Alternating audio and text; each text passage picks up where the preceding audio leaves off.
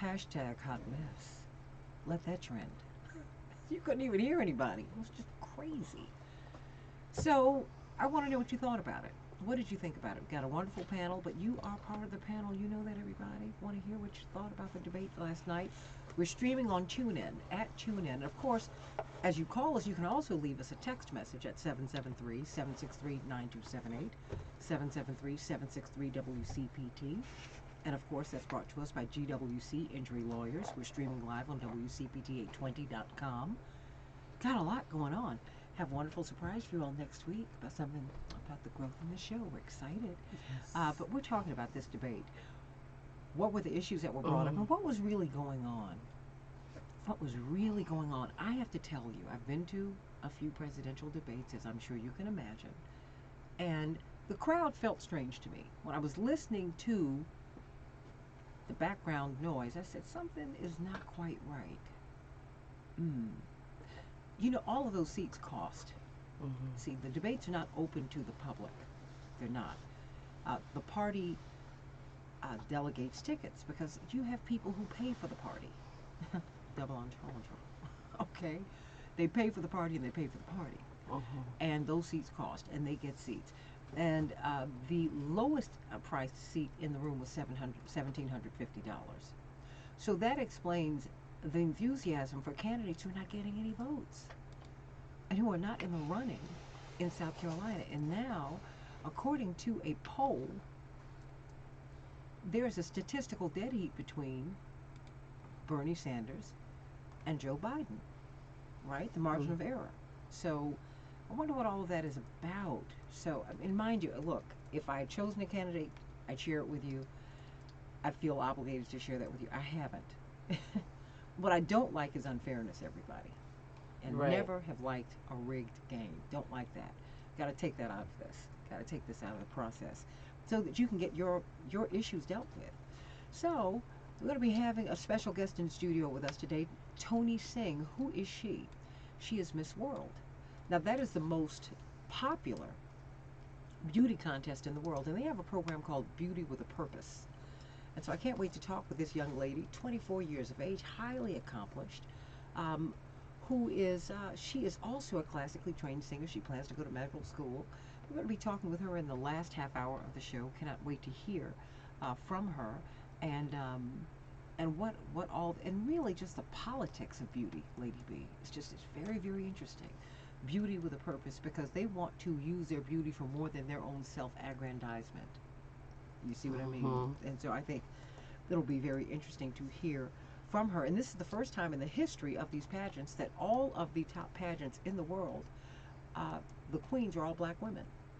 Miss USA, Miss America, Miss Globe, I guess. You know, all 5 of the top pageants in the world, all of the queens are black women. Interesting, interesting. So, but what do you all think about this? What do you think about the debate last night? And what did you hear? Did you hear what you needed to hear? Did anyone really talk to you? How many of you are struggling with your medical bills? Bedalia? Okay. Did anyone speak to that? What about your children going to college? You've got a daughter who's going to be in college this year. You have 2 sons who are in school right now in college. How are they going to pay for it?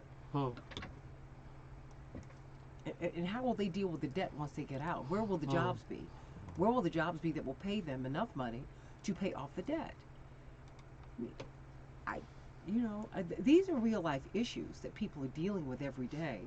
And so, I didn't hear anything about it, but boy, what did Bernie say? I'm hearing my name a lot tonight. And he sure did. And he said, nothing I'm saying is radical. So, as he brushes off these attacks, let's get on to a few of these headlines so that we can get on with our wonderful panel and talk about what they and we all saw last night. Call us at 773-763-9278, 773-763-WCPT. Send us a text there as well. And send us some messages over on Facebook on the Santita, Jackson, and Friends page. Join our Morning Stars. And Morning Stars encourage everyone to like and share, but also we need you to like and subscribe over on YouTube on the Santita Jackson Show. Like and subscribe. Like and subscribe. Oh, boy. Did you enjoy the debate last night, lady? Yes, I did. You did? Yes. We can't hear you. Yes, I did. So what did you like about it? Um, the uh, the part with Elizabeth Warren, when she brought up with the red line with uh, Oh, what Bloomberg said about redlining right. when he blamed the collapse of the Y- economy on black and brown people. yes. Huh? Not I'm on Wall like, Street? I'm like, really? I'm like, you're kidding me. No, no, no. That's why you got redlining because they were going to build their profits, their greed on our need, and they do it all the time. Right. And they're always paid for their mistakes, and we pay for their mistakes. Exactly. Exactly. These people broke the economy, collapsed it. They got compensated. It's just like coming out of slavery. Slave masters got paid reparations. Mhm. I'm still waiting for mine. What is this? Oh. Well, let's get to some of these headlines so we can get to this wonderful panel of people who will talk with us about this. We got Charles Ellison of WURD Radio up in Philly, the B Note. Attorney C.K. Hoffler, of course, is leading us all off, the president-elect of the National Bar Association, and the largest and oldest black bar association in the world. It's 66,000 black lawyers. Attorney Robert Cotillo, all of these are favorites here on the Santita Jackson Show. Noted civil rights lawyer. And Trevor Gervais, WeBridge Consultants. We're covering the waterfront with everybody here today, but let's go through some of these headlines. According to the New York Times, amid insults and interruptions, Sanders, that's right, absorbs a burst of attacks in the debate. According to this story, the Democratic presidential candidates delivered a barrage of criticism against their party's emerging front runner, Senator Bernie Sanders, at a debate on Tuesday night, casting him as a divisive figure. Do you agree with that, everybody? As Bernie Sanders said, I'm hearing my name mentioned a little bit tonight. Well, he's going to have to get used to that if he's going to be in this center lane, that is, as in front. That's what happens, everybody. Black voters, according to The Guardian, hold the fates of Buttigieg and Biden in their hands. Absolutely. Who do you think is going to survive on Saturday after the primary in South Carolina? Will it be Buttigieg? Will it be Biden? Will it be both? Will it be neither? You tell me what you think. Mike Bloomberg came under fire in a most brutal Democratic debate, as the Guardian put it. Yeah, and he, according to Nathan Robinson, he was ill-prepared, uncharismatic, and unlikable. Do you agree with that? Do you disagree with that? Well, amid this establishment onslaught, there's a new Sanders ad that says this, and I think you would enjoy this, Lady B. There are more of us. We are stronger. We will wait no longer. Wow. But Bloomberg's campaign is coming under fire because he had a series of tweets that contained fake quotes of Sanders praising despots. Oh. You've got to watch his campaign because he's got the best people in the social media space running it. And remember, Buttigieg, one of his top advisors comes from Facebook. So, oh boy, but it was a rowdy, crazy debate. And oh, we're going to be in South Carolina. Can you believe it? We're 24 hours away. Yep. Lady B, it's going to be great. I cannot wait. I cannot wait because I think we're going to learn a lot when we get down there on the ground. We're going to learn a lot down there on the ground. Of course, my father was at the debate last night, and I haven't had a chance to speak with him about it. Generally, that's like the last thing we talk about, believe it or not. It is. I'm like, how you doing? Because he's a man of few words, believe it or not. Off stage, he doesn't have much to say. But what's very interesting, as I was sharing with you just a few minutes ago, the debate audience sounded a little strange. Now, Slate magazine came out with a story. The headline is this: tonight's debate audience, of course last night, sure did seem to like Bloomberg for some reason. Well, guess what? The only guaranteed seats, cost between $750 and $3,200. The rest of them were handed out to Democratic Party organizers. Then campaigns may get some tickets to disperse to supporters. Okay, I just think you need to understand how people get in the room. Okay, and some of it is understandable. I have to say, because these secrets, these these top tier candidates are under Secret Service protection, so you can't let everybody in the room. Because when you get to that space, you have to undergo a security check, right? So that's what happens. So, we'll see how all of this goes. But I came across another story, Lady B. It turns out that Gmail might be filtering Bernie's emails from you. Yeah, algorithms determine which emails you get, which go to spam, which go to your junk email. Well, Pete Buttigieg you're getting 63% of his email. Andrew Yang came in second at 46%, and Elizabeth Warren, 0%. Yeah, they're not poll numbers according to this Guardian report. They reflect, they tested the Gmail's primary inbox system. And you did not get Bernie's email, and you did not get Elizabeth Warren's. Isn't that interesting? Oh yeah, gotta know. You look. You know me. I'm reading. I'm always. I drive her crazy, Mateo, because I send her email all night long. I jump up and I've got to give it to you. I've got to give it to you. So the coronavirus has got everybody up in arms because the World Health Organization, there's an expert who says that we are not ready in the United States for a pandemic. Didn't we try to talk about this a couple weeks ago? I said there's something that's not quite right about this. And they've been able to shut down a city of 11 million people, Wuhan, China. See, you all have to understand that when you leave the United States, you've got cities of 10, 15, 20, and 30 million people. I mean, yes, Chicago, 2.3 million, that's big. But it doesn't, it's a fifth of who they have in Wuhan, China, which is ground zero for the coronavirus. And so the CDC says that Americans should brace for significant disruptions amid warnings that the coronavirus could infect 40 to 70% of the global population. Everybody, let's think about that. Let's get to some of these sports scores very quickly. The Bulls, the Thunder, 124, 122 over our Bulls. And the Blackhawks, the Blues, 6, the Blackhawks, 5. Okay, I'm waiting. The Dow was down 879 points. The NASDAQ was down 255 points.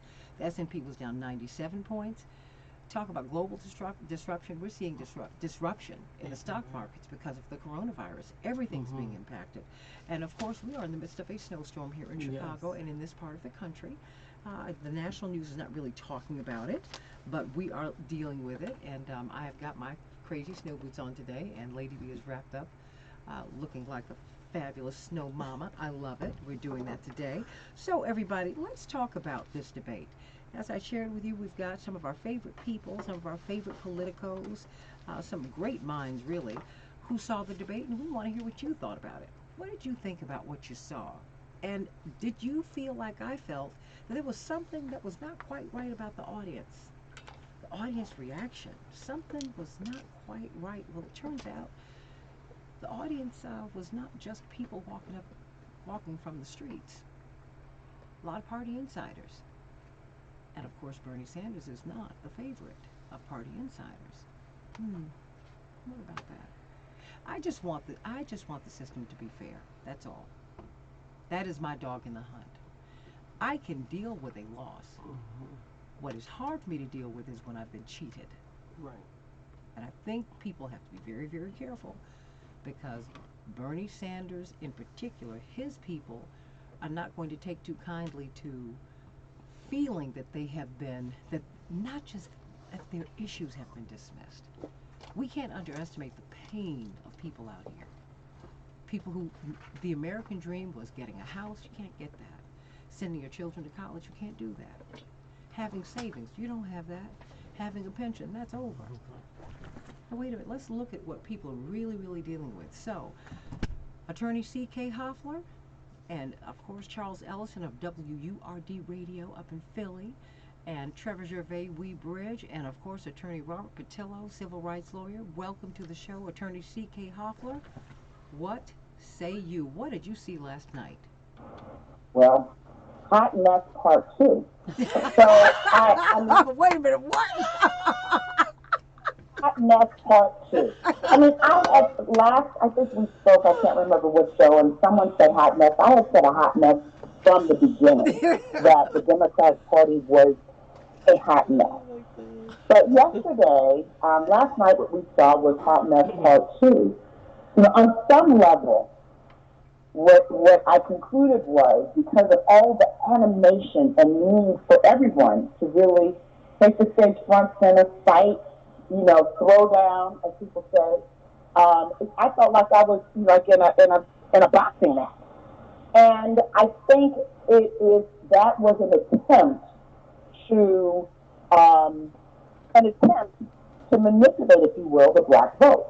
If ever in history there was a question as to whether black votes count, black and brown votes count, we saw up front and close last night that they do count. Of course, we know this. And for any people who are naysayers, because yesterday was all about currying and appealing to the black vote. I do not feel, however, that the issues addressed really addressed to a level of my satisfaction as an African American, the way that the issues were addressed and the way that the issues were raised. So even though there was a lot of, I don't want to say competition, a lot of fighting, and a lot of just sort of, um, candidates going after each other again, we're going to expect a certain amount of that. But I think there was a deliberate attempt to get the black vote. Of course, they knew that because 50% of the voters there are African American. And so I was not disappointed with the level of fighting. I was disappointed that the issues of concern to the black communities were not addressed in substance. I think there was, um, you saw Bloomberg sort of again try to address the stop, this, beat, and kill Mm. policy, which is what I call it, sort of, kind of. No, So now we all call it that, CK. We all do. Step, frisk, beat, and kill. We all do that. that's what it is. Stop, frisk, beat, and kill. And he was much better prepared this time. I will give it to him. He did. When you have a lot of money like that, you do have your team prepare you much better. But he just, there's only so much they can do because fundamentally he cannot escape his policies or what he did in New York. That's number one. You did see Joe Biden. Well, I mean, look here. Joe Biden just emerged and just got all up in people's face and jumped out all over the place. I'm not saying that was good or bad, but we did see that last night more than we had seen before. He was definitely someone who was in control last night. Bernie Sanders was like, "Oh yeah, y'all all beating up on me, but guess what? Keep talking. I got the vote." I think there was a little bit of entitlement that we saw there last night. Entitlement to the black vote. I think they have to be very careful not to take black voters in South Carolina for granted. Hold that thought, hold that thought, hold that thought, because we're going to go to break. We're going to go to break right now. But I want you to hold that thought, CK, because that's it. Because they were fighting with each other, but they were not fighting over us. I think that was the issue. As she says, wait a minute. Attorney C.K. Hoffler, president elect of the National Bar Association, is saying, wait a minute. I didn't hear us in the mix at all. Not our issues. More of the Santita Jackson show in just a minute.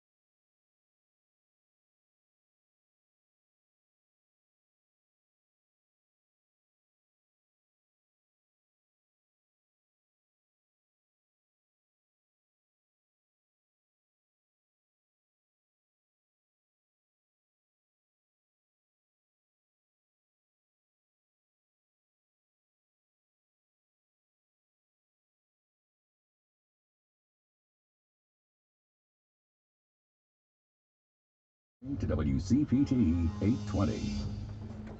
Hey everybody, welcome back to the Santita Jackson Show, WCPT 820, the nation's largest progressive talk radio station. Join us over on YouTube, the Santita Jackson Show, and on Facebook, Santita Jackson and Friends.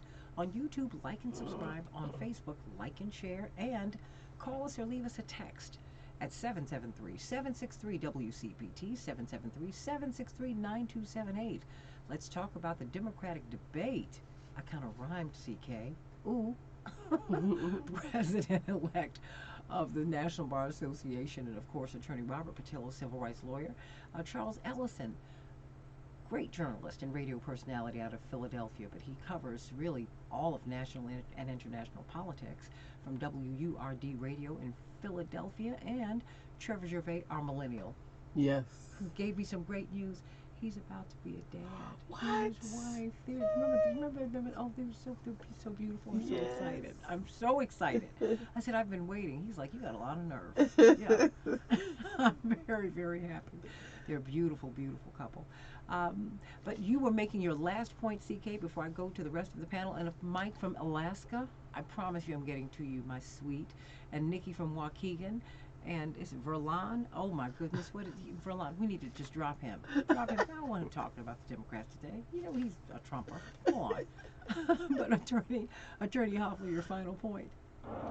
My final point is I think that the candidates continue to take the black vote for granted. I think they feel as though it's a done deal. All they have to do is say poop poop de doo, in a very superficial way, address issues of significant concern to the black community, and that they got it. And that we're a monolithic group, and that we will just vote for one or the other. And I think they're sorely mistaken. I don't think that they can count on the reaction of the audience, because there was booing here and hissing there and all kinds of reactions. I'm not discounting that. But the people who are voting were not necessarily in that room represented in mass. And there is a disconnect between the party and the people. That's just the reality as I see it. Amen to that. Charles Ellison, what did you see up there last night between Philadelphia and Washington, D.C.? I mean, because thank goodness you get out of the bubble of Washington. But wow. I'm saying, because that's your beat. But what did we see last night? What did you see?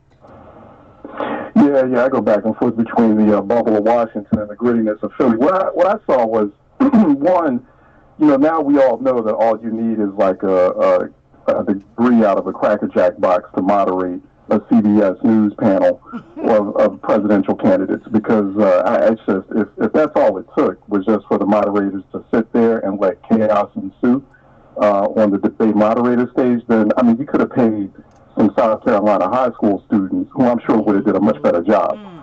So it was chaotic, but at the same time we got a sense of kind of where certain candidates stand. I think that, I haven't endorsed, I won't be endorsing anyone in the primary, because at this moment in time, I'm just feeling like, well, anyone on that stage still is qualified when compared against the current person that's in the White House. So, we just want whomever becomes the nominee to defeat Donald Trump, right? So that's mission number one.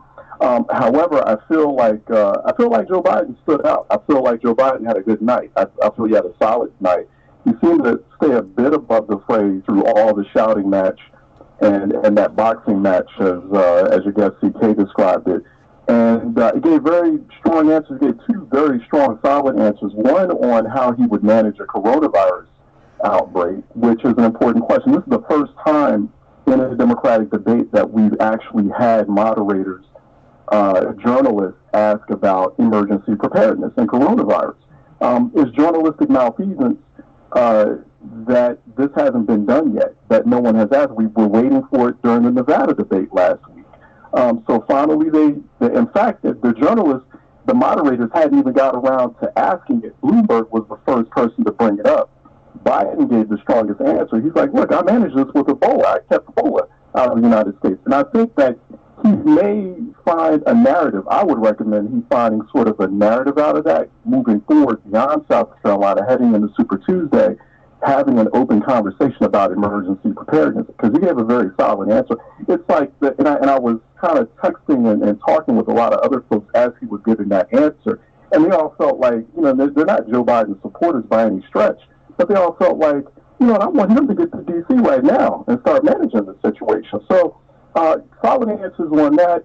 Bloomberg could resonate a little bit, and he could get more into his quality of life record in New York City. That's the way he can sort of, because he's not going to give a perfect answer on stop and frisk. He just refuses to. But you know what? But hold on, Charles. No other community would tolerate this kind of affront. I mean, the Jewish community has red lines. Italians have red lines. Irish Americans have red lines. We have to have red lines. We have to have a line that you cannot cross, and you have to force someone. Force them. He needs your vote. So I have something you need. You have something I need. And not just an apology. I want to know how you're going to make this right. Stop, frisk, beat, and kill. Eric Garner. You know what I'm saying? I mean, come on. I agree with you on that, but talking to folks inside his campaign, he just doesn't care. He feels like stop and frisk is a micro issue compared to grander scheme issues. And you know what? And that is the problem. That kind of insensitivity. That's kind of his attitude right now. So I wouldn't expect him to give that essential answer on stop and frisk. He's just not going to do it. And so the way what he's trying to do is he's trying to maneuver his way out of it by sticking to quality of life issues, but he's too snarky.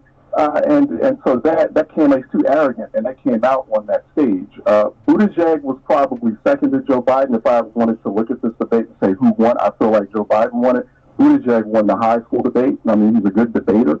Whether or not that resonated with folks down in South Carolina and also folks on Super Tuesday, I don't know. Warren has this annoying habit of grabbing for the race lifeboat, the life jacket. When she feels like she's kind of being pushed to the back of the stage, or when it gets real tough, then she starts grabbing for. Okay, let's talk about black people. Let's talk about race and racism. I think that there are a lot of other people. I'm not the only one who are catching that. One other thing I'm catching with Bernie Sanders is the only time Bernie mentions racism, African Americans or Latinos, is when he talks about criminal justice and now last night, cannabis. He has to cut that out. He did that in 2016. He tends to avoid the issue of racism, or he doesn't want to talk about systemic inequalities as it directly relates to black folks. But he has this sort of tendency to think or give this impression that all of us have spent, the majority of black folks have spent their time inside of a jail, and that's just not true. It's the only thing we care about. And I called him out on it in 2016. He continues to do it. His campaign continues to do it. In 2020, he did it last night. And then he threw cannabis in there. Like, all we're concerned about is marijuana. You got some real problems. The Democratic Party has some real problems here in terms of how fractured it is ideologically within. But I do feel like we can't necessarily count Joe Biden all the way in. But I think last night kind of signaled to us that we can't count him all the way out. I mean, I'm looking at that South Carolina data. I think that Bernie, especially last night, I think he kind of nailed a ceiling. I mean, he just kind of, it's all about his base. And for the Democrats, that might work for Republicans, but that's not going to work for Democrats. You've got to really figure out a way.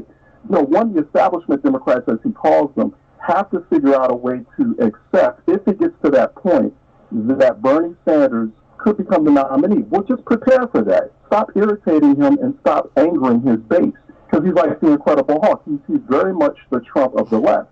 It just. But you know what? But they need to stop angering me, because I appreciate his positions. Mm-hmm. See, because I'm bothered by that, and for me, I have to slightly disagree with you about. No, I disagree with you about Elizabeth Warren. I think she's got ready answers for race. Nobody else wants to talk about it.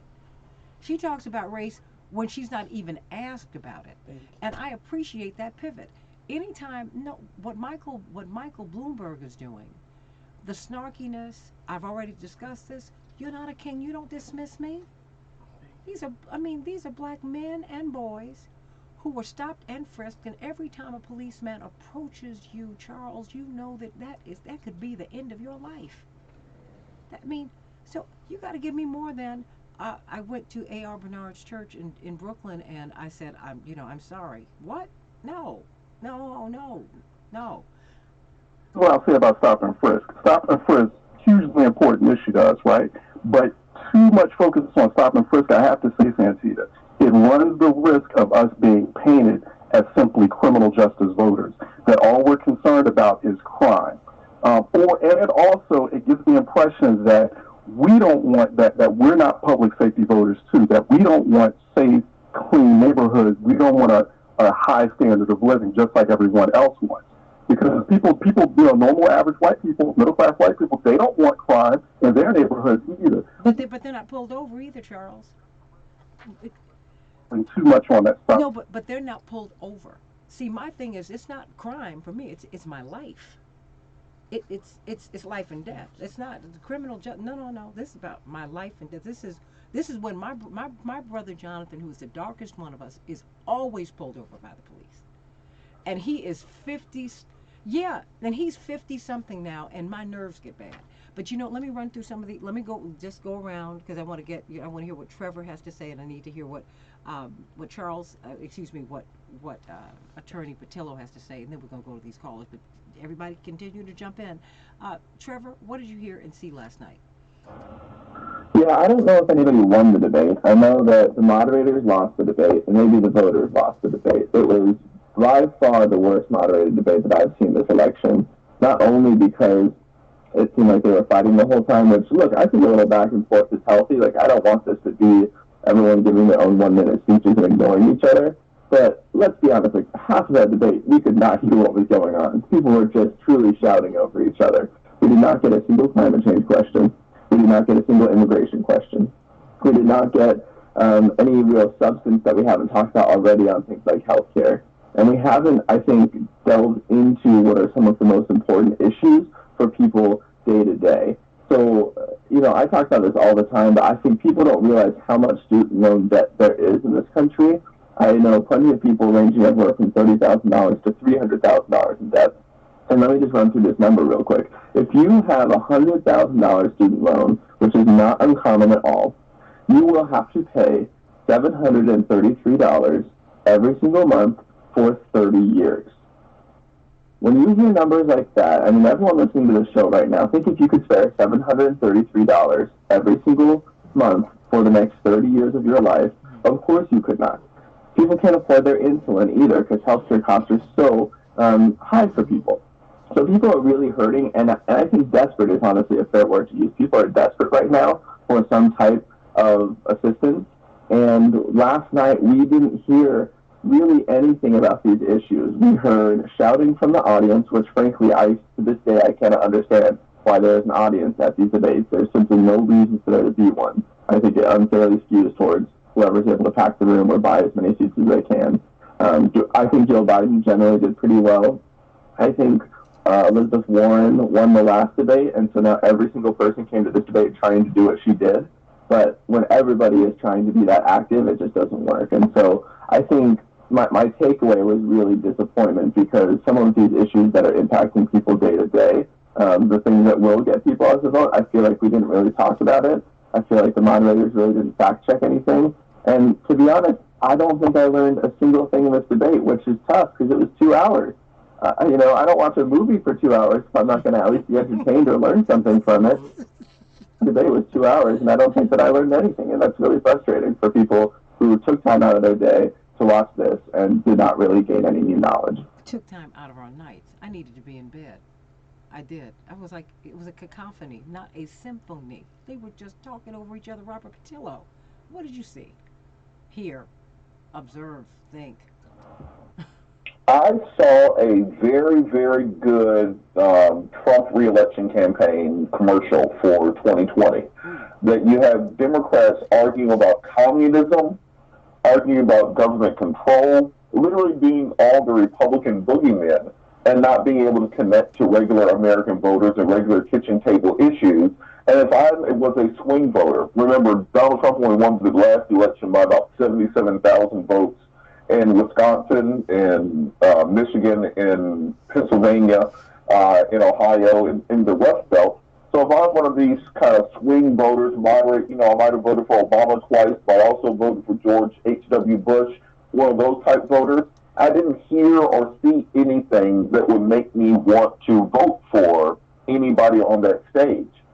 And further, going to CK's point, when you're having this conversation about black voters, it's funny to me that we've been having debates since June 26th of 2019. And all of a sudden, everybody discovered that black people were a thing 4 days before South Carolina. I don't know why they didn't know we had political issues or that we were important to the Democratic base before this week. But all of a sudden, when it's time to save the Democratic Party from Bernie, save the Democratic Party from socialism, save the Democratic Party from Trump, now they come running back to black folks again, hoping that we will save their bacon. And though they've done a good job memorizing some of the issues in the black community, what we did not hear were solutions from many of the candidates. I also think that this is a result of what happens when the field remains too big for too long. That you have too many people on that debate stage at this day and time. Nobody knows what the hell Tom Steyer is there for. And he's taking up space when we could be having substantive arguments. I think this was Joe Biden's strongest debate, but that's not saying a lot because you can't have the same lady who interviews R. Kelly also do the Democratic debate. Those have to be two separate parts of your news apparatus. You have entertainment reporters, you have political reporters. They commingled the two, I guess, for ratings, and because of that, you have a jumbled, uncontrollable, what looked like a high school food fight on the biggest stage. So the winner of the debate would have been Trump. The second place finisher would have been Biden, for what I think people could hear. And of course, Bernie did well because nobody was able to was able to get a glove on him. He did the Floyd Mayweather, where I'm just going to dodge every punch. And because there's so many people on the stage, nobody ever pinned him down on some of the more controversial points of his plan. What we saw earlier in the election season was Elizabeth Warren got pinned down. They asked her, how exactly, penny by penny, are you paying for Medicare for all? She did the video sitting in that kitchen where she explained how she will pay for her plan, and her campaign cratered. It never recovered from that one simple moment in the campaign. Bernie has never had to do that. Bernie has always been able to just kind of do these are the issues that we all agree are issues, and then yada, yada, yada on how we're going to get it done. I think one of the more effective moments was when Vice President Biden said, well, there's only 14 senators right now who support Medicare for all. Where are you going to get the other 40 from? And there was no answer because it fell into a food fight after that. But it's a very important question on actual governance, that we're making all of these promises to the American people. You're not going to legalize marijuana on day one. By executive order, you can decriminalize it, but you need an act of Congress. What are going to be the coattails that come after any of these people going to office? Will you be able to win the down ballot races? Will you be able to help Doug Jones and Christian Sinema? Will you be able to help Lucy McBeth and House Democrats? Or will Mitch McConnell have a 60-vote majority in the Senate, and will Democrats lose the House while winning the White House? So many of these questions haven't gotten answered. I don't think there's time to answer those before, of course, South Carolina on Saturday and Super Tuesday next week. So unless some of these candidates start coming to their senses and realizing, if you're Amy Klobuchar, do I really want to lose my home state next Tuesday? If I'm Elizabeth Warren, do I really want to lose my home state on Super Tuesday? Or do we get out and find a candidate to support? And even though absentee ballots and early voting has already taken place on Super Tuesday states, try to coalesce around one person and have a constructive debate and not let the cult of personality and ego drag the entire party down. So I was very disappointed in the debate, especially at this late date. And Bloomberg could have saved his money at this point, and that's the best he can do in a debate. He could have just used that $400 or $500 million on anti-Trump ads instead of trying to push himself as a candidate. Well, he's not anti-Trump. He's anti-Bernie, which is problematic. Because if you're trying to defeat Trump, go on and defeat him. Do that. Let me go to Mike from Alaska. Mike, how you doing, sweetie? What's on your mind? I thought the debate was what it is. Look, it's a dogfight up there. They're trying to convince people that they're the best candidate and not the other people. And people keep complaining that it was too noisy, but, you know, you want a spirited debate. I thought it was fine. You know, the moderators could have been a little more detailed on the policies, but look, Nina Turner and I, she's a black lady. We want Bernie, and I want Bernie because, look, I joined the military to get health care, education, travel, paid vacation, housing. I'm on a housing program right now. My significant other is. I used to be a health insurance agent. We need to go public health insurance.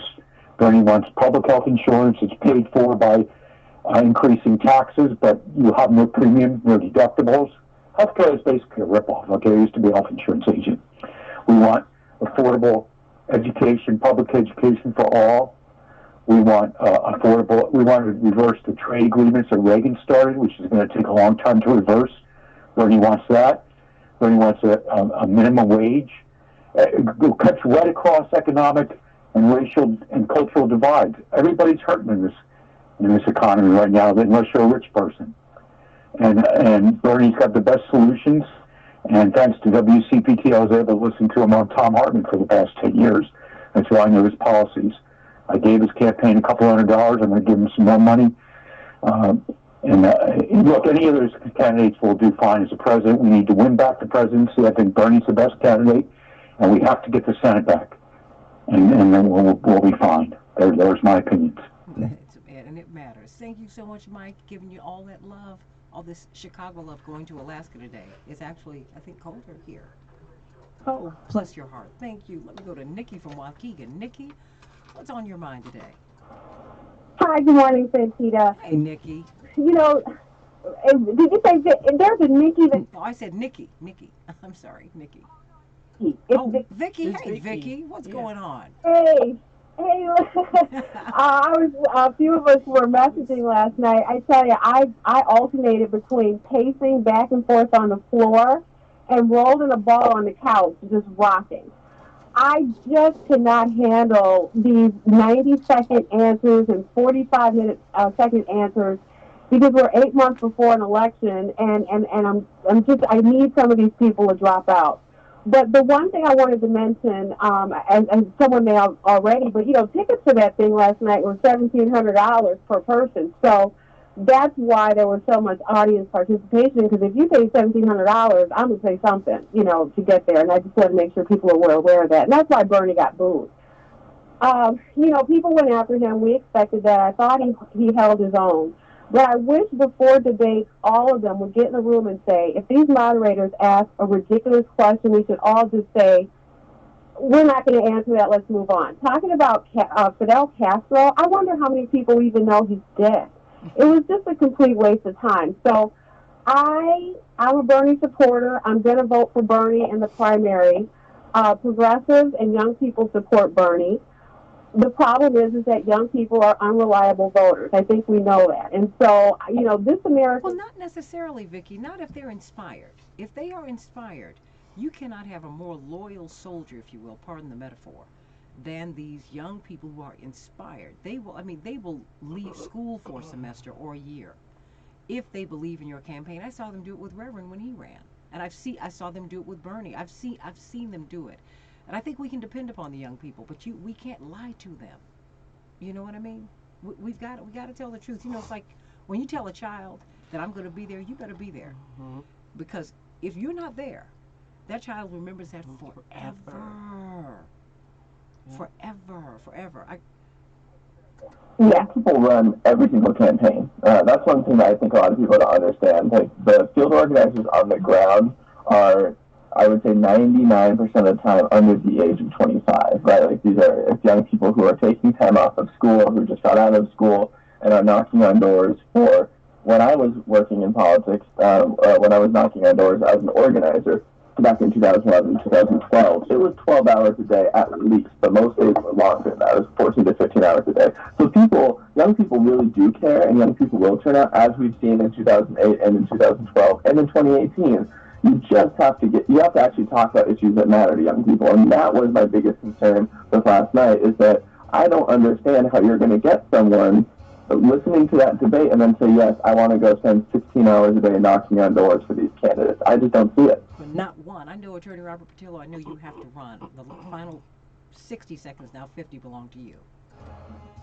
Well, as I said, once again, the Democratic Party is turning to the African American vote to save them, quote unquote. The establishment wants us to save them. But they have to know our issues. As was said in the root by my friend Michael Harriot, Democrats have to understand that black folks have other issues besides going to jail and being poor. We have to get, as much as we vote for Democrats, you know, the last time that Democrats got under 70% of the black vote, I think, was 1956, something along those lines, when Eisenhower was running. And so the Democratic Party really needs to understand the need for economic development, the need for educational opportunity. Criminal justice reform, of course, is part of this. Entrepreneurship, the end of redlining, healthcare equality, the access to broadband education, STEM education. We Okay.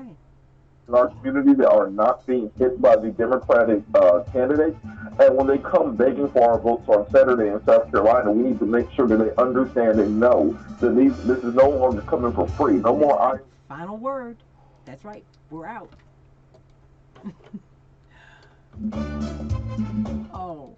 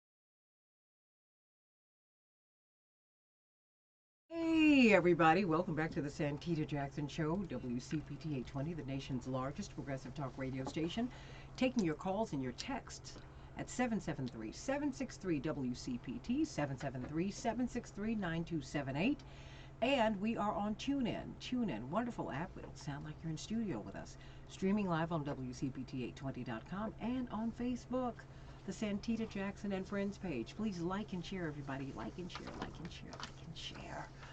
You grow our numbers when you like and share. And over on YouTube, the Santita Jackson Show. Like and subscribe, like and subscribe, like and subscribe. You grow our numbers when you do that.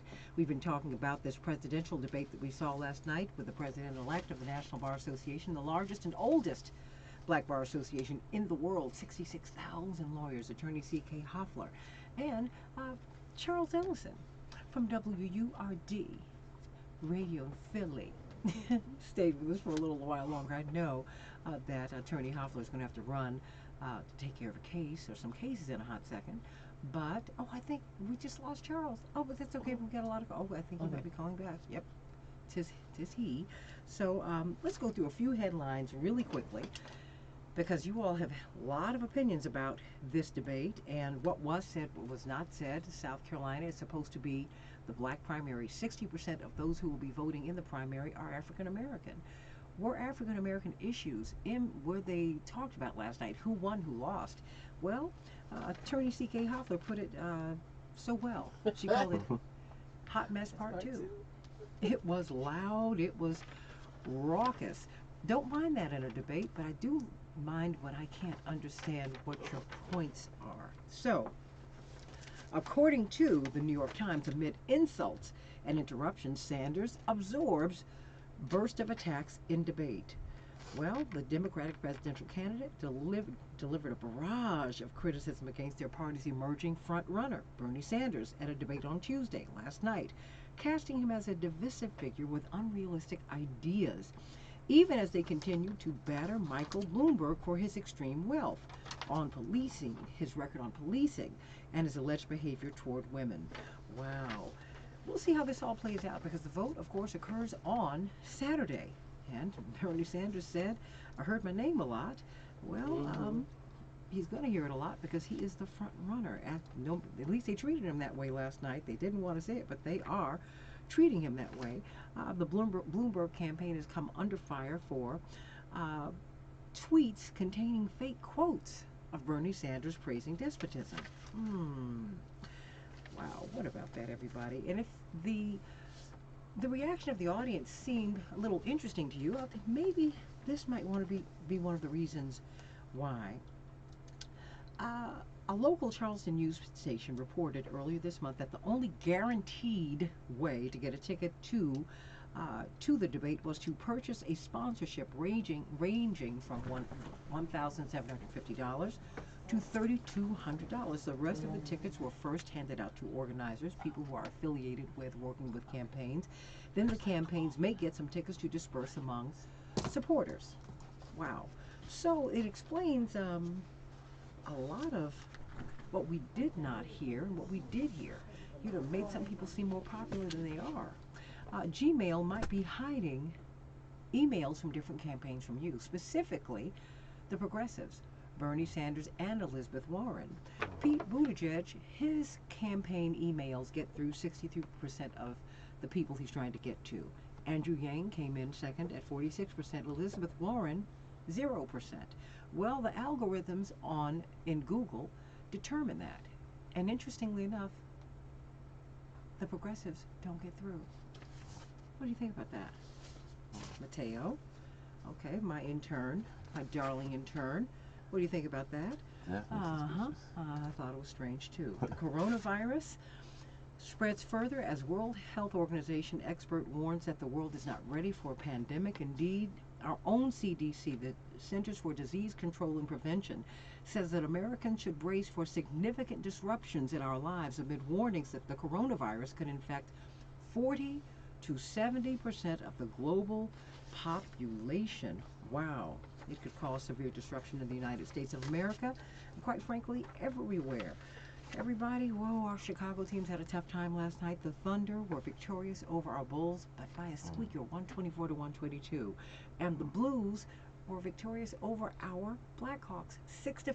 Just a point, just a goal, everybody. The Dow was down 879 points, the Nasdaq down 255 points, the S&P down 97 points on the strength of fears about this coronavirus, everybody. The weather, we are in the midst of a snowstorm today. We're expecting a high of 32 degrees, but right now, put on those snow boots today, everybody, honey. It is not the way it was yesterday. It's a completely different story. Oh, Attorney C.K. Hoffler and Charles Ellison. Hot Mess Part 2. C.K. Hoffler, what are you hearing from the callers?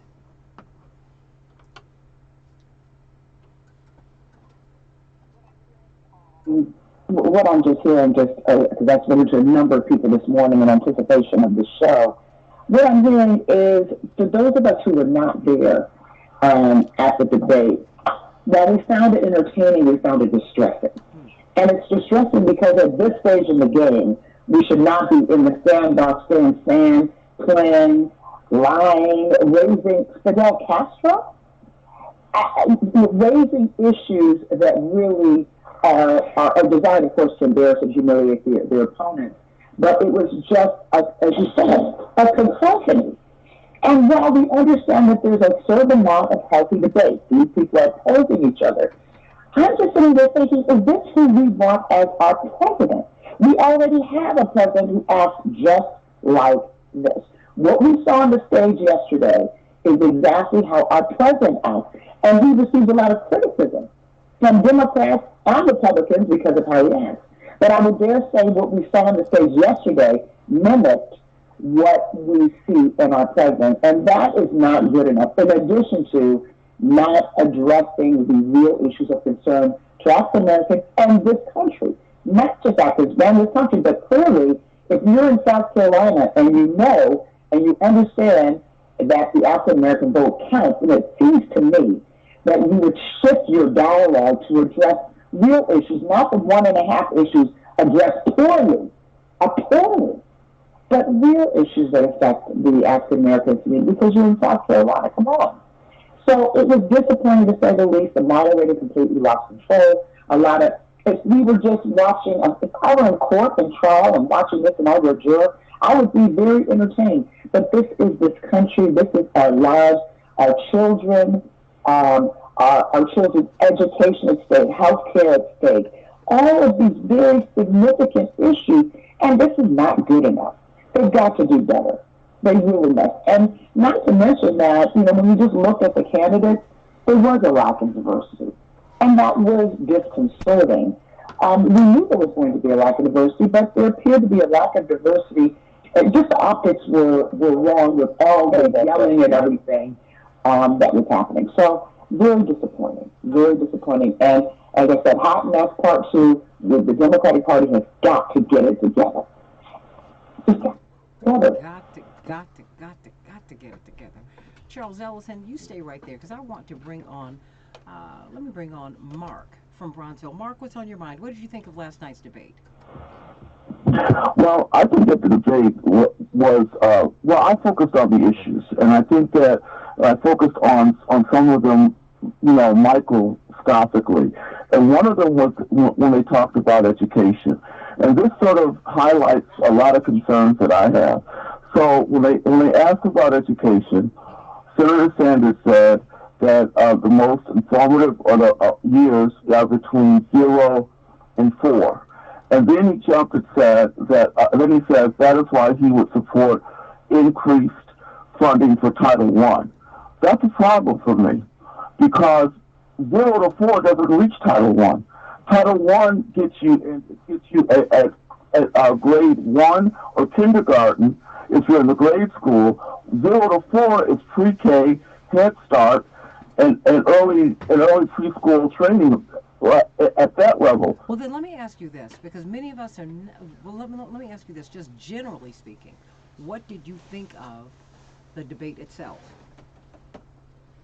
Well, I think as other folks have said, it was loud, it was raucous. I don't know if it was I mean, you had to really listen hard for issues that concerned or mattered, because I didn't like instantly ran over their time. I mean, it's okay. You get caught up. I understand that. I've gotten caught up in it. Really? No, not you. But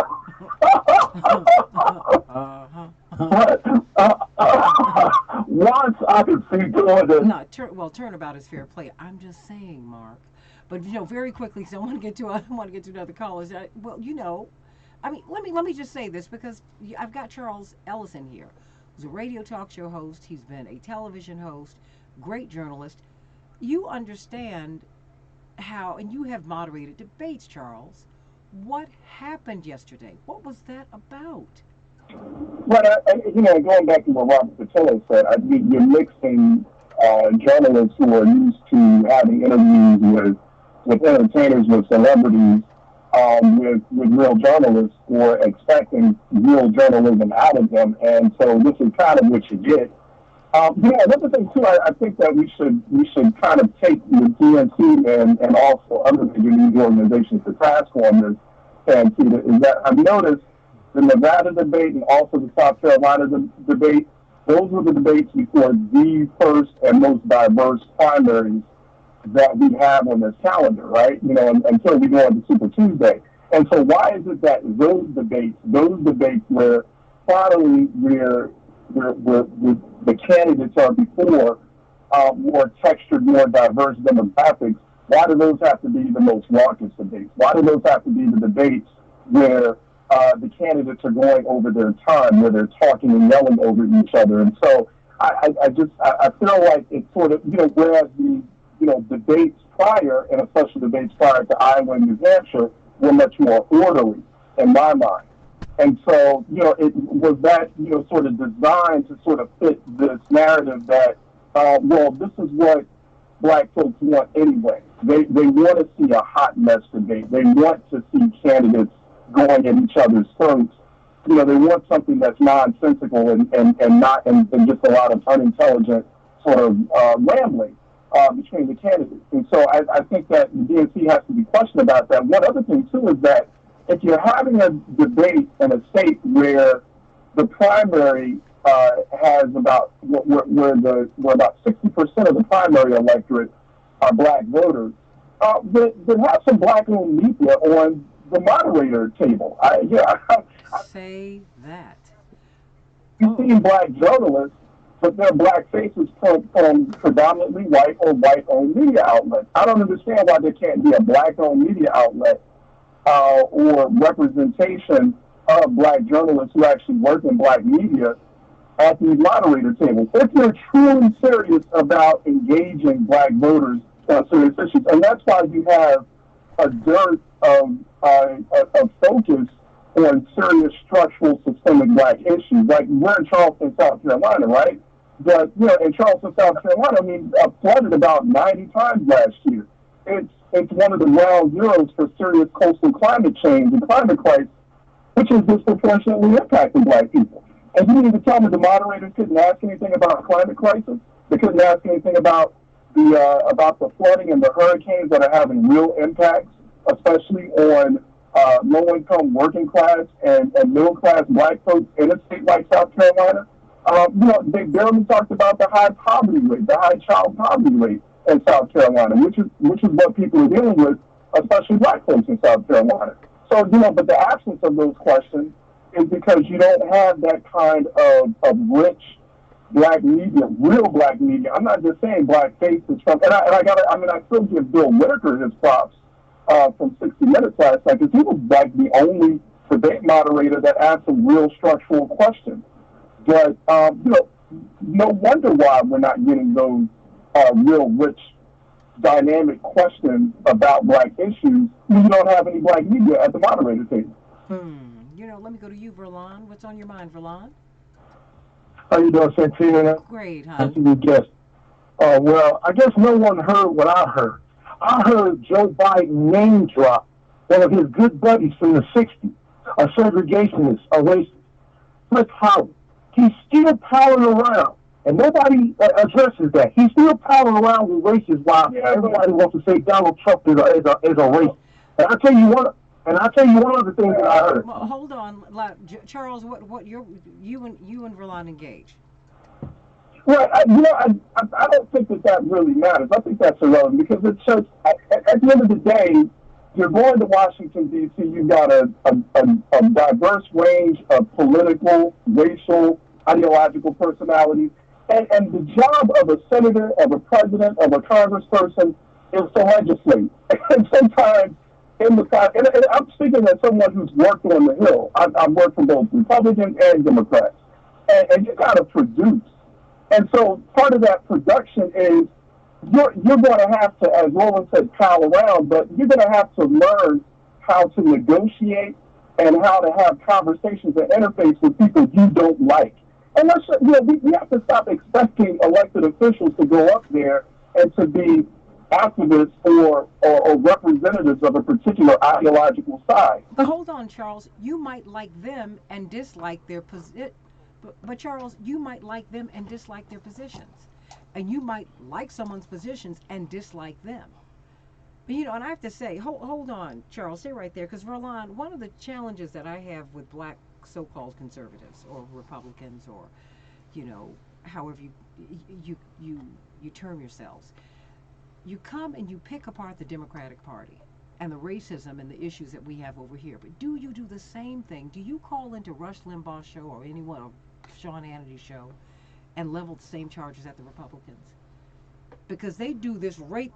No, hold on, Verlon. I just want to know that because I don't hear y'all doing that. And that for me is problematic and it's a little disingenuous. Because racism is in the very fiber and fabric of the country. It is. It's everywhere. But I don't hear you picking, the horrifying things that Rush Limbaugh has said. The horrifying things that these conservatives have said, I don't see you picking them apart. I see you figuring out a way to accommodate with them and vote for them. I don't get it. Help me. Everybody that knows my track record that has been listening to me talk on the radio for the past 13 years knows that I went head up with Sean Hannity and a lot of conservative radio hosts before I even started calling progressive radio 5 years ago. So, yes, I've taken on the top dogs. You can't even get through the Rush Limbaugh show, so I've only talked to him once. But I've taken on all the top dogs. But what I fear most is what the Democrats are trying to push. I'm going to tell you the other thing that I heard, and I agree with your host from the last hour. The other thing that I heard was you can't succeed or with your life without me taking care of you. I hear the victim card be played all the time. I'm going to do this for you. I'm going to do that for you. You can't take care of yourself, but I can take care of you. And I agree with your host from the last hour. All he heard was government takeover of every industry and every aspect of our lives, and that's especially Bernie. Well, hold on, Verlon. CK, is that what you heard? Oh, and Charles, really, I want to hear from both of you. I don't think that was the case at all. I think that Roland is mistaking a conversation where we have valid expectations of government because we're taxpayers.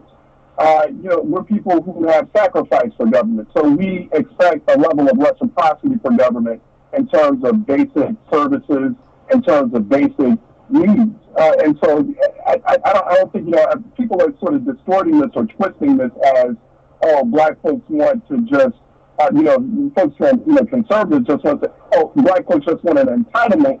They just want, they just want sort of free services or to just constantly be reliant on government. That's not the case.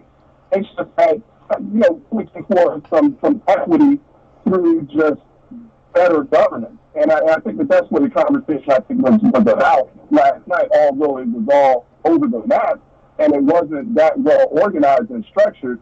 But I don't think that there was that sort of conversation that you're rolling in describing. Wow. C.K. Hoffler. Yeah, I agree. I didn't see it that way. I think enough said. I just didn't see it that way at all. I didn't interpret it that way. I think I just didn't interpret it that way. I don't think. But you know what, CK? You know what? When Wall Street goes to government to get a bailout, which they do, which they've done, and which they get all kinds of breaks from government all the time, we don't say anything. But when the people seek to get their needs met, our needs met, something's wrong with me. I'm a freeloader. I mean, what gives with that? Yeah, yeah, I think that is completely disingenuous. I was going to let it lay. I was going to just rest on the comments of our previous speaker because I think he addressed it correctly. Look, we have a right to ask for help. This is the United States of America. We give into the system, we expect something in return. We have the right to speak up. When we bailed out to the tune of trillions of dollars Wall Street, yeah, there were some people that spoke up, but the voices were not significant enough. Companies, banks that engaged in predatory lending practices that burnt black and brown communities were bailed out. And that's the way of our country. So when the people need help, when the people need assistance, we should be able to be bailed out as well. The last time I saw, it said we the people in the Constitution. It didn't say we the rich people. It didn't say we the wealthy people. It didn't say we the privileged people. It said we the people. So I just happen to disagree with what the caller said, and I don't want to belabor the point, Santita, but I just feel I agree with you that when no one complained about the bailout, the people who complained just didn't have a strong enough voice, which is very unfortunate. But now that there's an election cycle and we're in this debate, the people who have the voice need to speak, and these candidates need to listen. They need to listen. Absolutely. I have a couple of minutes here before we go. I'm going to give a minute to you, Dr. Ellison. I said, just let me go on to make him a doctor. And then you, Attorney Hoffler. Charles Ellison, and how could we get the B note? It's a fabulous, fabulous note. And I'm asking you on there about Friday, Bedalia. We need to get him on. They did a poll, and I want to get him on to talk about that on Friday if you have any time, Charles Ellison. Charles? Yeah, sure. Thank you. Yeah, no, actually, go to thebnote.com. You can see the latest Interpark Strategies WURD National Black Voter Poll. It's the first national black voter poll of 2020 from a black-owned media outlet. So we actually are seeing that, and if you go to either thebnote.com or WURDradio.com, and you can look at those poll results. And it's a sample of about 1,000 black voters nationwide. One big data point that stands out, Santita, in this poll is about overall 11% of respondents saying that they don't plan to vote in 2020. Wow. That's alarming. And about 14% of black voters under the age of 40 are saying that they're not planning on voting. So we've got a lot of work to do, not just Democrats, but us within the community, to essentially to persuade all of our people who are registered, who are eligible to vote, to not only get registered, but to also turn out during this really crucial election. This is an existential crisis that we're faced with, and we shouldn't have double-digit numbers of black folks saying that they're not going to vote in 2020. Well, Attorney C.K. Hoffler, that is going to be it, which means you're going to have to come back, Attorney Hoffler. See how I got her? So much. Look, I will come back. Thank you so much, Santita, for all that you do and for providing this space for people and for this progressive dialogue. This is so important, and you are tremendous, but thank you. This is so important for us to have this discussion and for people to understand what you see may not be what is happening. What you hear may not be a true reflection of what the people feel. I think that's an important dialogue to have. Because when you're sitting watching TV, you might think, oh my goodness, people bleed about this. That must mean that that's how South Carolinians feel. Well, no, you need to know who is in the audience. How about that? That's that way. How about that? You need to know who's in the audience and why. Coming up, Miss World, Tony Ann Singh. Can't wait to speak with her. Back in just a minute.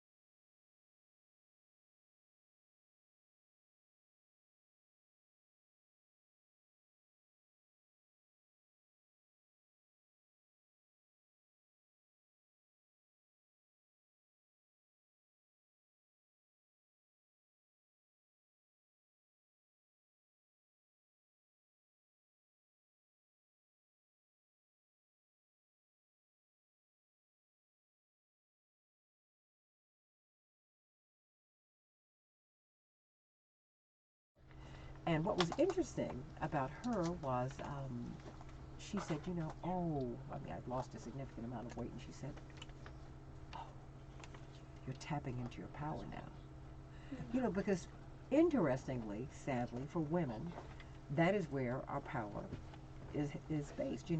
So many of our life options are shaped by what we look like, particularly for women. But one of the things that I love about many of you, and particularly as I was reading about you, and as I've gotten to know many people who participated in pageants, there are so many. We got to straighten up the camera, Mateo, because we're twisted. So many of you have so many ambitions beyond what we see as you are taking your crown. And you are ambitious to make your mark in the world in many ways. One of my colleagues over at Fox News, Angela McGowan Keene, who's a very prominent conservative activist, but she's still a very dear friend of mine, even as she and I disagree. She was Miss DC and was in the Miss Universe pageant because DC is like its own state. Right. And you've seen a lot of people who are very interested in a lot of things. And you look at Vanessa Williams, the first black Miss America, and you see how her career has played itself out, that she has been a legitimate actress of theater, a theatrical, not just performer, but a thespian.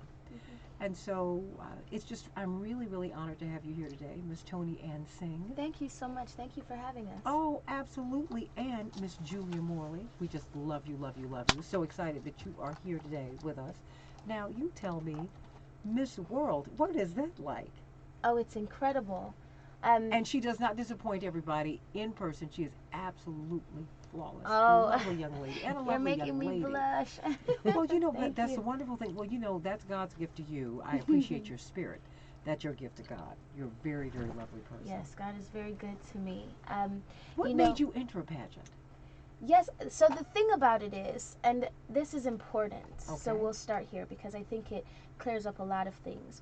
Miss World is so different in what is important that it's almost as if it's time to do away with terms like pageant, right? Because yes, we talk about being beautiful in our own right, but we know that beauty is, for all purposes, in the eye of the beholder. So if we're talking about 130 countries that we work with at Miss World, each country has a different idea as per what is beautiful, right? Some, it's straight hair, some that's just the case. It needs to be kinky. Yes. Really. Yes. Because when you go around the world, you see, you might be fabulous over here, right? And that's not what people want. Right. We celebrate different things in different countries. That's just the truth. But Miss World, as an organization, the thing that we place the most emphasis on is beauty with a purpose, which is in reference to the fact that in all of these countries, every girl that comes from these countries has a project that she's working on, something that she's passionate about, something that she wants to see change, that she's actively working to change. And so when you get to Miss World, where, for example, for me it was in London, I wasn't measured, I wasn't weighed. My discussions were, what is it you're doing in your country and how can I help? How can I be an ally? I'm talking to countries like Trinidad, I'm talking to countries like Belgium, I'm talking to India, and we're building these relationships, a bond that essentially means that in my future I have allies all over the world that will help me to create change. Let me ask you this. Do you see a through line, and I'd like to bring Ms. Morley into Yes. this conversation as well, but let me start with you. Right. Talking with Toni Ann Singh, Miss World. I think it's important. It's important. It's important. Because I don't diminish any of these experiences that God allows us to have. Right. And I think it's important for us to lift that up because with your beauty, you are able to make some young girl who doesn't feel beautiful. You have that power, and you're using that to lift our girls. I mean, our girls are struggling with period poverty. They cannot get feminine hygiene products. I mean, Right. I see that's an issue. Yes, that's something that we work on. Something that you work on. But also, we're looking at income inequality. Right. I mean, it takes a black woman in the United States 20 months to make what a white man of similar skill makes in 12. Take a Hispanic woman 23 months. Right. So, I mean, and when you go around the world, you see that there's a through line, right, with women in our issues, no matter where we are, even in the United States. What are you seeing? Well, yes, we are many times at a disadvantage, like you say, the gender pay gap. In a lot of countries, women don't have even the opportunity to create their own income. But these are things that we actively work against. I mean, beauty with a purpose. When you say can't create their own income, what do you mean? For example, I was speaking to Miss India, and in her community, the women don't work. Her mother's face is always veiled, and the women do not work, and therefore, because they bring no income into the home, they don't have much of a say in terms of the things that happen in the home, right? And so, essentially, her voice is non-existent. So how does she then run? Exactly. Exactly. In some Western countries, you might not understand the benefit of platforms like this. But Miss India, for example, has a passion to see women able to, find a job or chase a passion or chase a dream or to speak out and be heard. And Miss World has allowed her not only that opportunity, but she's brought machines into her community where women are creating saris and selling them and creating profit for themselves. And now they're able to, decide, make decisions, speak up in the home, because now I am also a breadwinner. Now I also have a stake. Now my opinion does matter because I am creating something myself, if that makes sense. Well, you know what? I tell you, Ms. Morley, that's why yes. I want to, because I want to keep you all engaged in this conversation. Many of us, particularly American women, this sounds foreign to us, if you will. I was just at a conference of African women in Belgium in November, and when I look at, I don't think we even understand how women struggle all over the world. I mean, do you think we have a sense of that? Julia Morley, Miss World. Thank you so much for asking us here today. We appreciate it. And Thank you. Do you know, it's great to be here because America is the last place in the world that knows very little about Miss World. And I don't really know the reason, and there are many reasons why, perhaps because you have Miss Universe. We started Miss World 1 year before Miss Universe. But the thing is, here in America, last year was the first year we worked with Beauty with a Purpose across the states. But 2 billion people watch this pageant. I know. What do you mean folks do? Because I know about Miss World. Well, that's right, because we're hoping now that the world will be open up to America more in terms of communication for women in a serious way, which allows women to feel that they are number one as well. They're not just the guys, it's the girls as well. I love guys and I also love girls, and I think we should give each other the same opportunities. But with Miss USA this year, Miss World USA, what we did, we call it Miss America, because we're not allowed to use the words USA. We won't go into that, but Miss America last year for the first time started in each state to do a project and look for a project that a woman that was entering would like to work with. Is that a requirement? Yes, it is. Why? Well, because if you're just concentrating on what you look like and how you are, it's very self-interest. Once you open up the heart of a young person, you can let them really feel good, a feel factor that is so important in knowing that you're doing something for others. You're not just looking inward, you're looking outward. You're respecting each other, because one of the key words is respect. And with the girls, we worked so hard together. They come together in London and they shared with us this year wonderful experiences. If you look on our website, Beauty with a Purpose, you'll see all the projects across the world.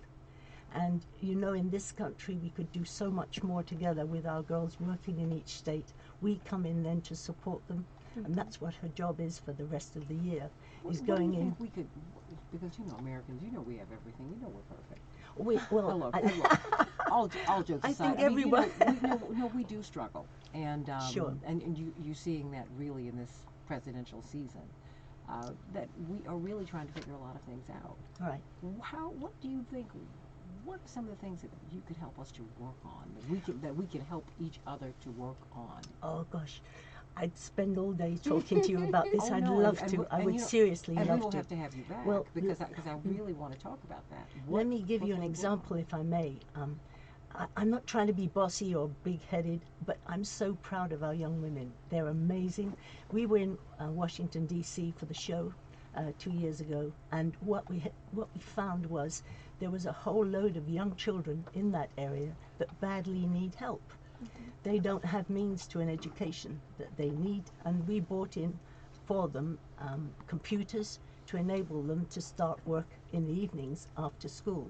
Now, if you can imagine that across the world we are doing this in many, many areas. We've got the sanitary towel program, we've got educational programs. If I could tell you about one of our girls from New Zealand, she was in our show 6 years ago, and she came to me with a project. She said, we haven't finished it yet.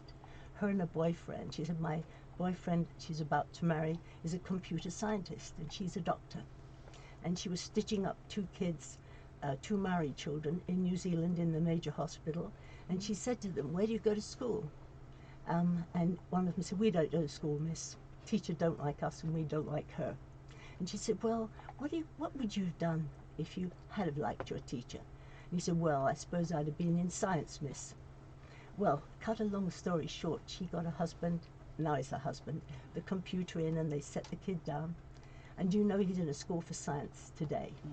Because what he did, the teacher did feel bad because he didn't understand. The teacher found him a nuisance. So he got pushed to the back of the class and then out. So what we're trying to do is to say those are the children that we need most help. We need to do things for these kids. Because if a teacher isn't able to teach perhaps 40 children, which is a lot, you can do it by the means of an educational program where you're 17 and you've got the educational level of 10, the computer won't judge you. But you know, And this is what we're doing. But Miss Morley, we're talking with Julia Morley of the Miss World pageant, and talking with Miss World, Tony Ann Singh. What's interesting about that is, you know, in the United States, we've racialized class. But when you go around the world, you see that it's not racialized. It's just class. Sure. Racism is a form of classism. So you have poor white children who have been dismissed because they were not born into royalty. Yep. You have poor white children who have been dismissed, who are living with not indoor plumbing right now. Absolutely. I mean, today. Which does not diminish what we deal with in the United States, because you have people in the United States who are living without indoor plumbing, who don't have hot water today. And in the United States, we're just seeing so many of our kids who are being dismissed. Well, And in this is a particular, problem. it's a problem. In particular, girls. I mean, at the age of 12, and let me ask you about you. Yes. Because at the age of 12, girls make a crucial decision, you know, whether they're going to be in the sciences or not. There's so many little decisions that we make that become big, that have big consequences as we get older. Yes. Tell me about you at 12. Just kinda, no, really, because I think it's important for us to understand that. Because these are the girls who are going to really look at you and say, wow, I could be like her. Yes. Well, maybe. I would say the first thing to look at is that when we're looking at the problems in America, we're thinking, you know, based on what we see socially and not on a international level per se, because, you know, it's what's right in front of us.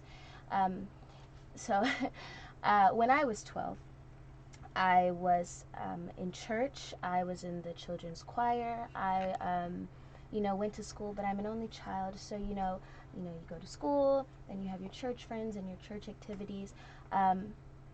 But it was that I come from a country, Jamaica, where my community is, you know, one of the most rural communities, and it's called the Forgotten Parish.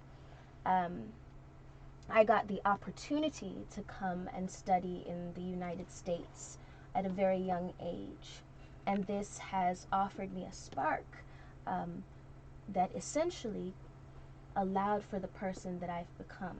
Now, the importance of Beauty with a Purpose and what we do at Miss World is we try to offer that spark, whether it be right at home, for my sake, in St. Thomas, or bringing you to the best place for your opportunities for your capabilities and your opportunities to meet, right? So at 12, I was a normal 12-year-old, and I got to not worry about so many things. I didn't have to worry about hot water, and I didn't have to worry about eating per se, but that's because someone gave me this opportunity. My family was given a chance. My mother came to the United States and started to work there, and this has made all the difference. Now, what if you don't have a chance like this? What if, for example, the teachers aren't responsive to you, and in turn you're not able to retain the information? Then what happens?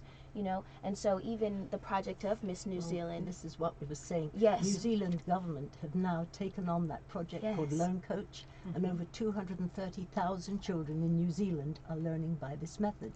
So this little spark that started with Miss New Zealand, as a doctor, a young doctor, is now gone across New Zealand. Now, if it can work in New Zealand, why can't we bring it here? We can. Why can't we? This is what We can. This is why I'm so excited about being here. We can do these things. I don't like it when you say, "Oh, that's for that country." This world is a small world, and we've got to all work in it. We've all got to respect each other and get on together. And one of the things we need to do is look at the individual and respect her, Right. and love her or him, and say, "You deserve the same as we all have," and give them that opportunity. Because if you kill a child's spirit by the time it's 17 because it couldn't go to school and didn't like the teacher, that's a disgrace to Don't everybody. you think that's the spirit of the times? Yes, because but this you're is seeing it. that all over the world. But You're it's seeing- changing, and we see young people that are doing this together. And I can call on, we've got, in this world, we have scientists, we Surgeons. have doctors, surgeons, and with a Mr. World, mind, we have Mr. World too, because the guys are just as important. And I really believe that's the level. We cannot just look at women and say we are important. We have to look at everyone and say you're all important, and let's respect each other. It's self-respect and respect for others. And if you came, we're not all serious like we are now. We laugh, we joke, we just enjoy. And then after that, when they go home, they've got a link for the rest of their life. We've got people now in government offices because they're young. They were with us many years ago. And you see them today say, "Hi, Julia, do you remember me?" And I think, "Oh my goodness, no, I'm a minister in so-and-so government." Or I'm going to be the next prime minister of this particular country, which she will. She will. And she will be a Jamaican, actually, because I believe she'll be the next president of Jamaica. Well, So come on with it. nothing's impossible. And if you have purpose, that's the most important thing. The beauty comes afterwards because you shine, and look at her shining. But you know She's what? beautiful. It does open the door, right? It does. We have to be honest. Because But you have to be disciplined. No, there's no question. But you know, it's like my brother said to me, look, we are in a looks-driven world. Yes. We are. It's unfortunate, but it's true. But one of the things that I think that you, with this pageant, with this organization, and you, with the power of the crown, if you will, today, is you can help to move the needle and help people to see something else. Exactly. Just, you know, you Yeah, can help and us also, to you know, you do have to respect to the individuals and their religions. We have Muslims, we have Christians, we have every kind of religion, Right. and everyone's important. But everyone respects the fact that religion is something within that you work with, and you respect and let others do what they want to do. We have girls with hijab, the cover for the hair. Why not? If that's what you want to have and you want to believe in it, God bless you and do it. And I think there's too much attention played to a few that put out nasty things, you know. We all pay attention to bad things, and we forget to pay attention to youth that's doing good. Whereas everything is bad news, and we need some good news in this world to give people hope. You need kids need hope. And when we keep hearing all this stuff, down, down, down, on television, on radio, and everything is about bad things, and people looking for something, and they're not really true. But these young people are true, and they're beautiful, and they're exciting, and they're exciting to be with. Well, you know, and I see you looking at the challenges. I only have about 3 minutes left here. But I see you looking at the challenges that face us. And yet, you see the challenges, it's not something to shrink away from. You know, it's something that you want to confront, and it's exciting when you overcome, yes? Yes, and you know what I think is so awesome is that Miss World has taken the time over the years to find the answers you know, and if the answer hasn't been found, then, you know, there's work towards finding the answer. So, you know, we're in South Africa and there's a need for clean water, there is an answer. Or there's a need for education for young students in New Zealand, an answer is found. And it's not one person stands alone, it's this unit of thousands, I mean generations of young women and young men coming together with their different ideas and their different answers to the different questions in their countries. And then it's like a mini United Nations. I can give you a good example of that. Yeah. One particular African country, I was told, had the Buruli ulcer. It's a horrible ulcer that grows, and it's really bad. They wanted badly to have medication for this. I phoned a girl who was a previous winner in Miss World. I said to her, she works with the medicine for tropical disease, and I said, what have you got for Buruli ulcer? And she said, which country? And I told her, and she went through it, and she said, look, you need 2 antibiotics for this, but she said they've already got them, they just haven't distributed them. So you see, a good quick communication, respectfully done, you can then say, right, that's the next step, let's get it moving. And nobody feels bad, nobody's hurt, everyone's now realizing it together. And youth want guidance to let them be free to use their wisdom, because youth has wisdom if you allow them to educate. Well, you know, the fact is they also need their elders Yes. to support them and to impart wisdom to them and say, hey, let me encourage you and let me help you to move further ahead. Right. What brings you to Chicago? I understand you are just this classically trained musician. Oh, I love it. Thank you. Yes, I do enjoy making music. You know, I started singing in my choir at church, so, you know, that's my root. Or one of my roots, but we're here for a couple things. You know, we're doing some media appearances. We're going to be making a visit to the Pilgrim Baptist Church. This is the home of Thomas A. Dorsey. He's essentially the father of gospel music, and the hope is that this will become a hub for gospel music. And the thing is, I was just in Indonesia and I started to sing, "'Tis so sweet to trust in Jesus, just to take him." And you know, one of the ladies that works with Beauty with a Purpose in Indonesia started singing it back to me. And you know, English is not her first language, but she started to sing it back to me. But gospel transcends. Yeah, exactly. We don't realize that it's global. It really is. All over the world, people are identifying with this music. They're feeling the spirit of this music. Where can we see you? Because we'll be gone in less than a minute. Yes. Oh, yes. So, we will be there. We will be visiting the New Faith Baptist International site with Pastor Dr. Trunell. Yes, we'll also be going to visit a school that's very big on the performing arts, and I'm so excited. Southland College Prep. Yes, Southland College Prep. Southland or South Glen? Southland. Yes. Okay. College Prep. And we're going to be meeting with a lot of wonderful young people that are also our future, and we want to work with them to make sure that our future is bright. Well, Yes. you will always have a home here on the Santita Oh, Jackson thank Show. you so much for I having want you us. to come back. I want you to come back and tell us more about what you're doing. Yes, Because, I mean, absolutely. the future is so bright. I'm so excited for you. God Yes, bless you. thank And you. Miss Morley, thank you for all the Thank work you that so you do much. with these beautiful young women from all around the world, helping them to understand that they're sisters. Right, They are sisters. absolutely. And then they can understand that our men, we're brothers, and that we are all one human family. Exactly. God bless you, everybody. I'll be coming to you with, we're going to come from South Carolina tomorrow. Cliff Kelly will be sitting in for me tomorrow, but on Friday we will be in Columbia, South Carolina. We cannot wait to see what's going to happen on Saturday. I'm Santita Jackson, everybody. God bless you. WCPT 820. See you tomorrow.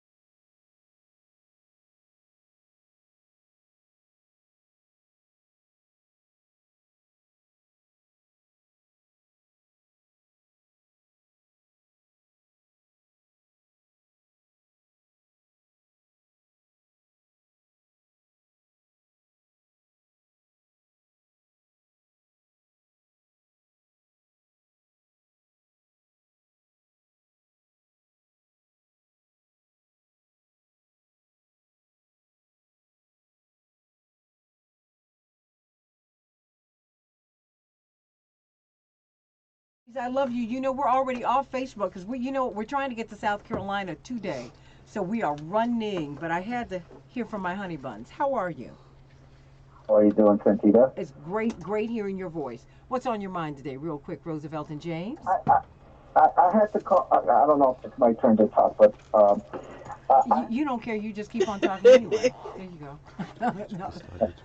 no, because I know I don't have that much time. That's why. So you let me know. You're the director. Go on, Roosevelt. Go on. I love Roosevelt. Respond to what Verlon said, telling around, and how he points out, and people like him, I'm referring to minorities that support Trump, they have selective outrage when it comes down to the Democratic Party. However, during the addressing of the nation, Trump gave the Medal of Freedom, and I do emphasize the word freedom, to a guy that has been nothing but a divider since 1988, and that is Rush Limbaugh.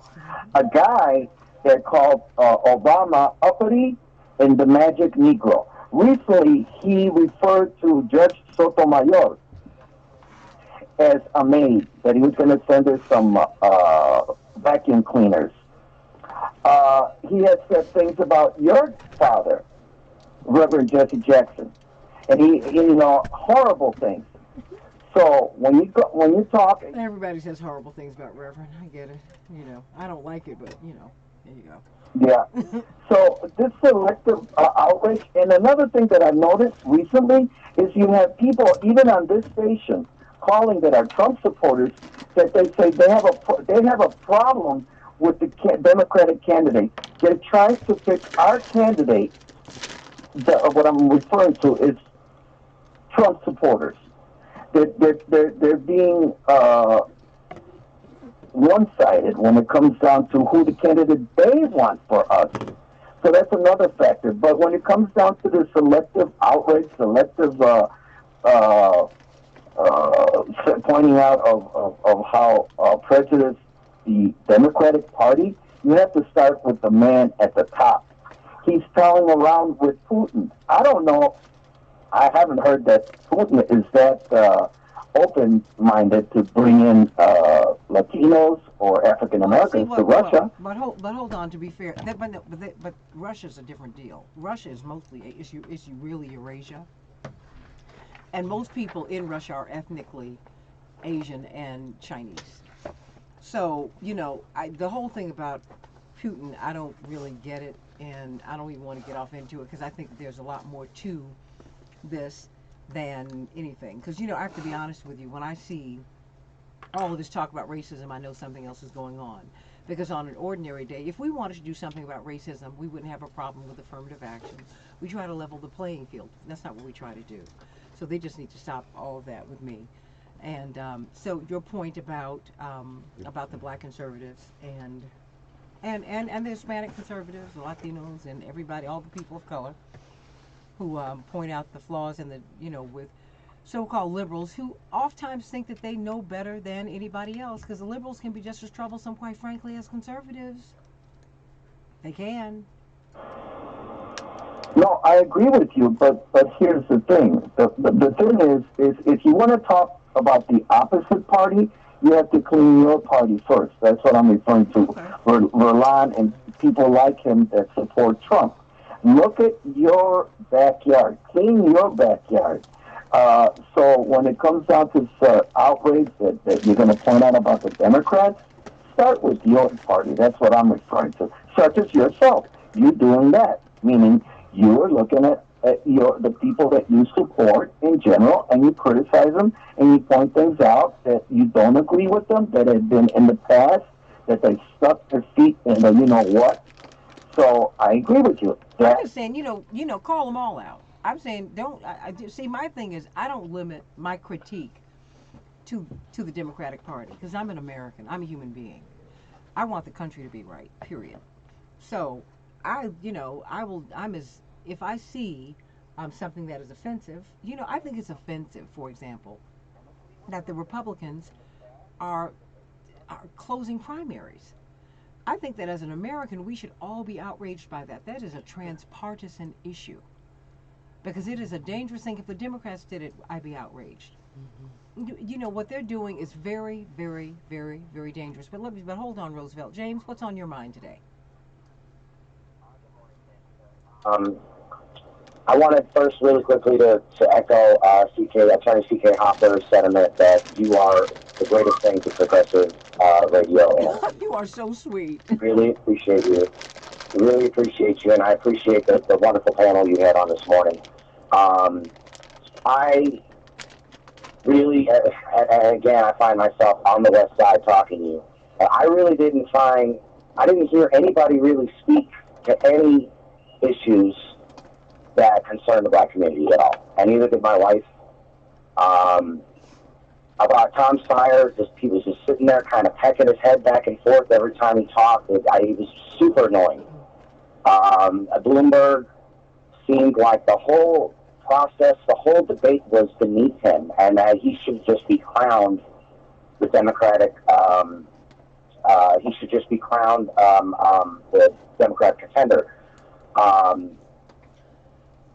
I love Elizabeth Warren. They just completely ignored her. After her little moment, she was just completely ignored, which was disheartening to me, because I'm really supporting her with the second.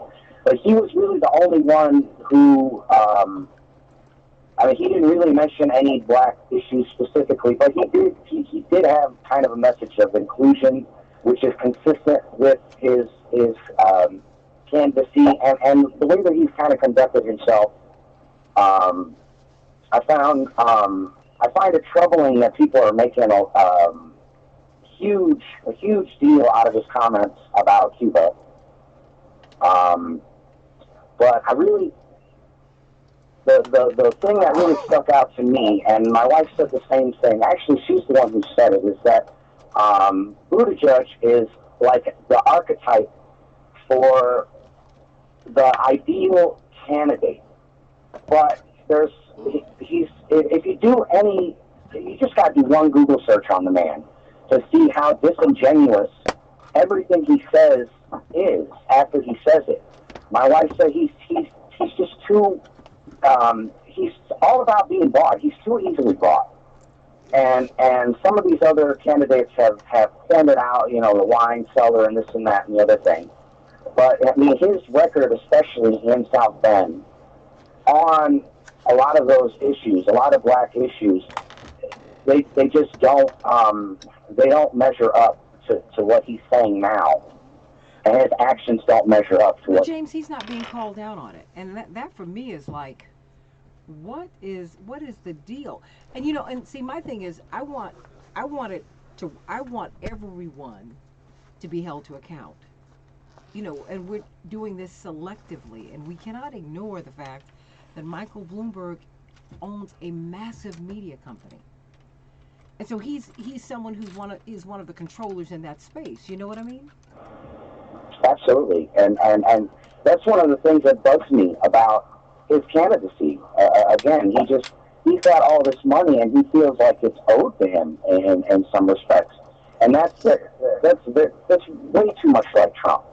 But as far as Buttigieg goes, you're really the only one that I've seen that has called him out. I forget the gentleman's name, a councilman from South Bend that you had on the show a few times.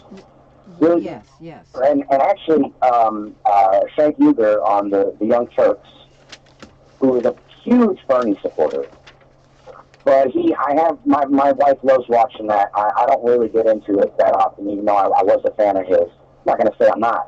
But his overwhelming support for Bernie this early kind of turned me off to it. But he pointed out that Buttigieg is really he's like a fake progressive. He really doesn't have any progressive. He doesn't really have a progressive platform. It's really but he's not a progressive. He's in the moderate lane, and we just have to accept that. And I suppose the same thing with Klobuchar. Klobuchar, I kind of did a double take last night when she said that she was a progressive. I'm like, well, wait a minute. Progressive in the sense that you are a woman and you've made strides. No, that's not progressive. That's not progressive. That's just your position. That's not progressive, and we have to call people out on that because everybody's not a progressive. That's a tough lane to be in. The worst part about this whole thing is the labels and the fact that people really don't read in between the lines. They just see this label and they like attach themselves to it like glue, as opposed to just saying, hey, wait a minute, why are they labeling them this? What is this actually? What does socialism actually mean? What does being a progressive actually mean? A moderate, a leftist? People just have these labels in their head, and they clump all these people in these categories without even really realizing what these things mean. And it's disconcerting. And that's part of the reason why the electorate, I mean, we really don't have an informed, literate electorate as far as politically literate. You know, there are political junkies. There are people like Roosevelt. I love listening to him. And I even enjoy listening to Verlon. I feel sometimes and you said it on the show, he's being disingenuous. I think he's fooling himself a lot of times. But there has to be some sort of awakening. Hopefully, we can have it before this election.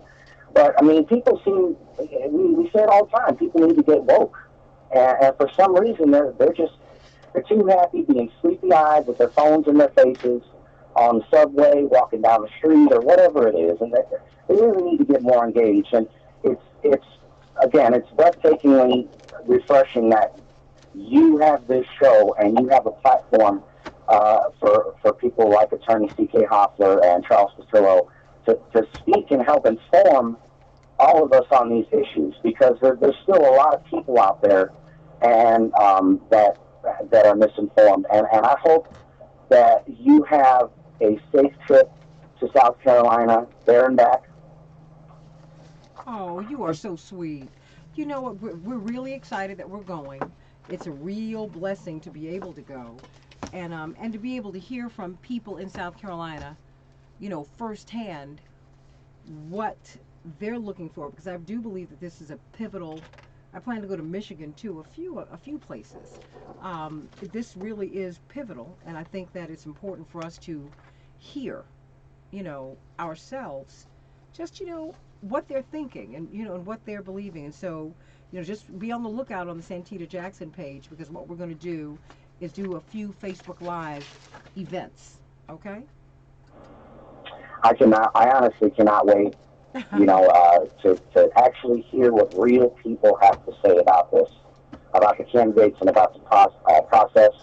And I'm glad that one of our greatest national treasures, Santita Jackson, is going to be down there in order and picking people's brains. And it really, I really look forward to it. I just love you, and I appreciate all of your support. You know, get up and we do this for you every day, and for you, Roosevelt, every day. It's been a blessing to have you in my life, and I just thank you for allowing me to be a part of yours. I love you guys, and we're going to get out of here because we're trying to do some preparation. I'll let you all in on a little secret. We're going to be on in Milwaukee and Madison starting next week.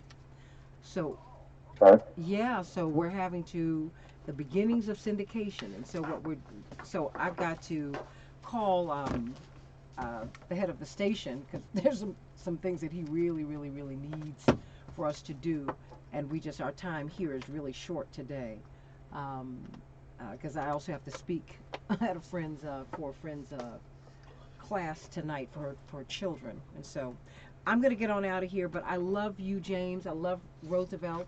Please give your wives, Roosevelt, I don't know if you have a wife, but certainly, James, you give your wife my love. I will indeed, Roosevelt. Be safe if you have to travel anywhere today, and have a great one. So thank you, both of you, and have a safe trip, Santita. And you are going to represent us fantastically. I know you have an insight that most people don't. That's one of the reasons why I listen to your show. Well, you're a participant in the show, Roosevelt. Get out of here. You're not just a listener. Get out of here. Get out. And have a nice day. You and James, get out of here. You know you all are part of this panel all the time. I try to be. Lady B, I hope she has a good one, and you ladies just be safe, and we'll hear from you soon. Love you, sweetie. You'll love you both. Love you, James. Love you, Roosevelt. You'll hear from us on Friday. We will be on the air. Bye-bye. Love you all. Have a great one. Bye-bye. See you all. Love you.